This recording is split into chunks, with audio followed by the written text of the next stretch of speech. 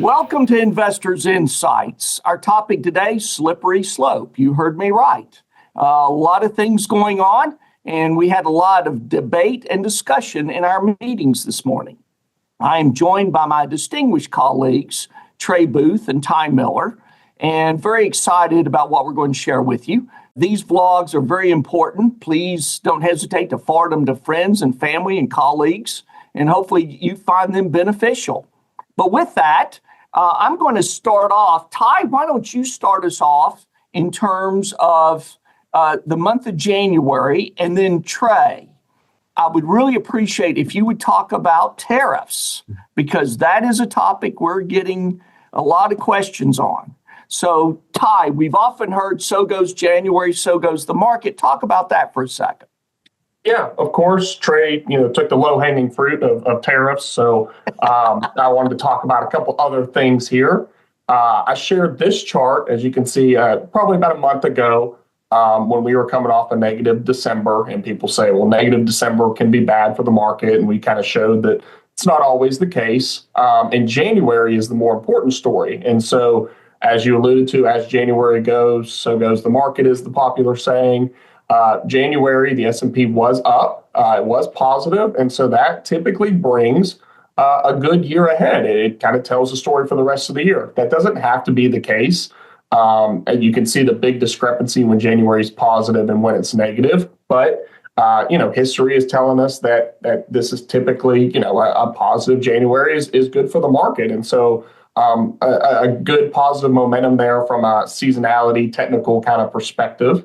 And then a couple other topics I wanted to share. We of course have earnings going on right now, off to a strong start, and earnings are expected to be about 11.5% growth, with revenue up about 4.5%. So certainly not a recessionary environment, at least in the earnings side of things. Now, what can be more important than earnings is the story they're telling going forward. However, so far off to a good start, even though we're only, roughly 25% of the way through or so. So we'll be keeping an eye on that. And then lastly, I found this chart kind of interesting, especially for what we're going to be discussing today. What Trey will allude to is when the market has high levels of political uncertainty, typically you think there's a lot of uncertainty in the markets, we're going to see pullbacks, things like that. History, however, has told us kind of a different story. A lot of times, high levels of political uncertainty, and how is that measured? Well, we have here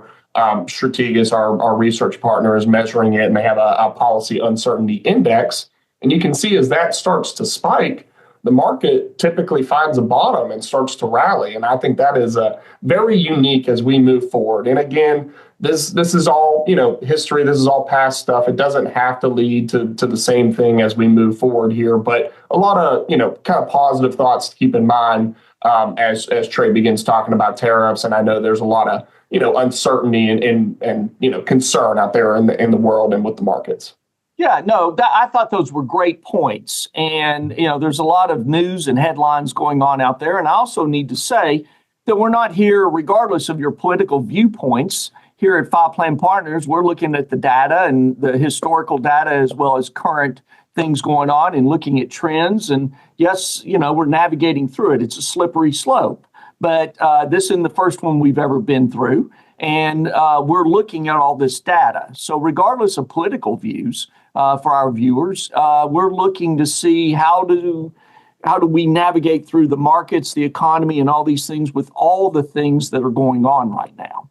And so one of the big topics, Trey, as you well know, has been tariffs. And so you did a fantastic job this morning, and please share that because we got a lot going on in that area right now.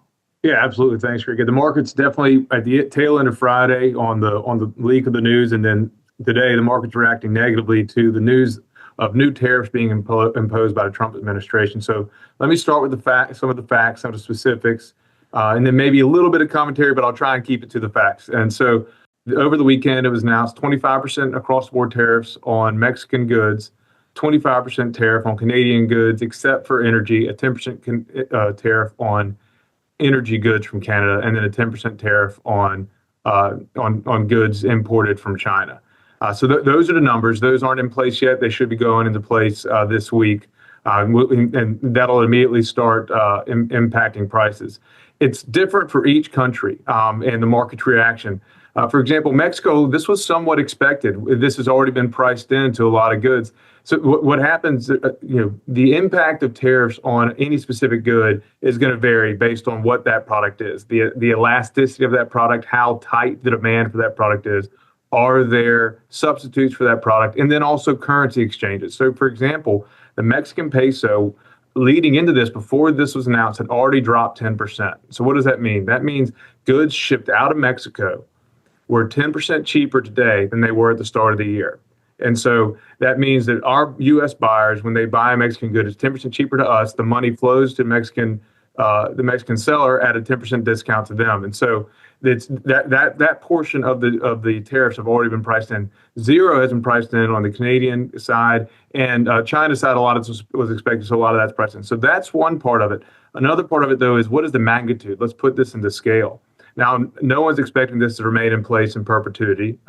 That time will tell. But if it were to stay in place, these tariffs would amount to about $150 billion in new tariff revenue coming into the U.S. government from the sales of these goods that this would hit. Compare that to the China tariffs that went into place in 2018, 2019. Those only amounted to about $30 billion. So this is about 4 or 5 times more impactful, and that's across the board U.S. consumer.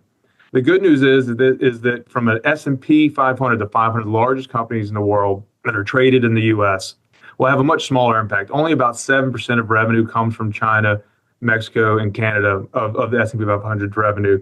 Of that, 4.6% of that 7 is China, as you would expect. Only 0.5% to Mexico, and 1.9% comes from Canada. So this looks like it will have more of an impact downstream than really on the largest of stocks. So it's going to be very tricky. The market really doesn't know how to react to these situations. To Ty's point, political uncertainty often causes the market to react and overreact to certain situations because it's very hard to predict what's going to happen in D.C. And so the market, in a defensive nature, will sometimes overreact one direction. That can create a buying opportunity.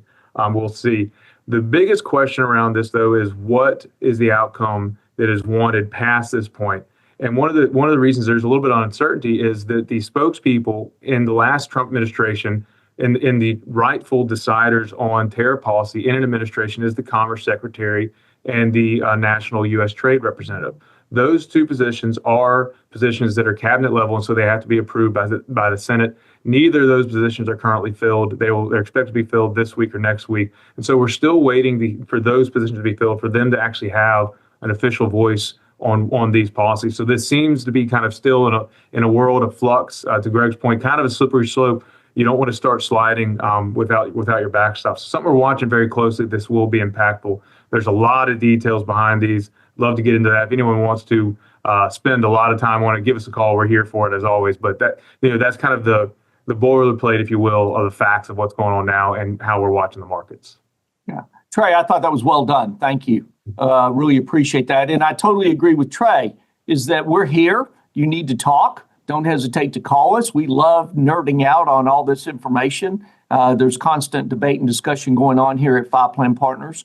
We also do these vlogs because we want you, the next time you're at a social, at work, or wherever, you can say, I'm confidently hearing from my advisory group, my Democratized Family Office. I'm hearing from Five Plan Partners.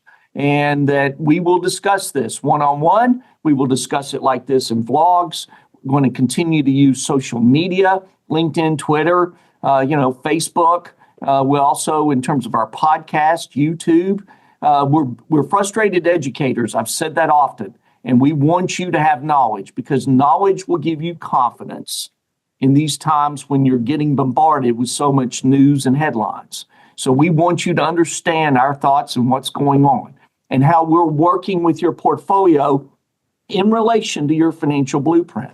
Every day changes. That's one reason we love the industry. And it's also the reason that we love working with each and every one of you so that we can strive to help you and others have a better, richer, fuller life. We thank you. We will keep you informed, and don't hesitate by email, by phone call, whatever, to reach out to us because we want you to know what's going on, not only with the headlines, but also our viewpoint from behind the scenes. Take care. Have a great week. Thank you.